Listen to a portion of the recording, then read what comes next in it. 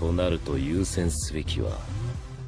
Alors, nous arrivons à la partie de la vidéo où je vais commencer à vous parler de changement de point de vue, voire de réconciliation avec la série. Et cette dite réconciliation va commencer avec le film Jujutsu Kaisen, qui pour moi était une véritable mine d'informations, puisqu'il va nous permettre d'apprendre quels sont les rapports entre Geto et Gojo. Même si ça reste assez en surface, on comprend rapidement qu'ils ont fait partie de la même promotion, qu'ils ont été potes. Ça va nous permettre aussi de comprendre quels sont les rapports de Geto vis-à-vis des écoles d'exorcistes. Et là, on va apprendre que le Boog, il est passé carrément du côté obscur de la force au point même que les exorcistes veulent lui déclarer la guerre tout simplement pour l'éradiquer de la surface de la Terre. Et avec ce contexte-là, ça va aussi nous permettre de comprendre quelles sont les intentions de Geto et celui-ci nous apprend tout simplement qu'il veut que les exorcistes deviennent quelque part le peuple élu. Et donc j'ai trouvé ces informations super intéressantes et ça donnait vraiment un début de fond à l'œuvre que je ne lui trouvais pas dans la première saison. Qui plus est, on va avoir un personnage qui a été mentionné à 2-3 reprises dans la saison 1, à savoir Yuta, et c'est un personnage qu'on va nous donner le temps d'apprendre à connaître, c'est-à-dire qu'on va le découvrir dans une condition A, et à la fin du film, il sera dans une condition B, mais entre les deux, on va le découvrir en train de s'émanciper dans le monde des exorcistes,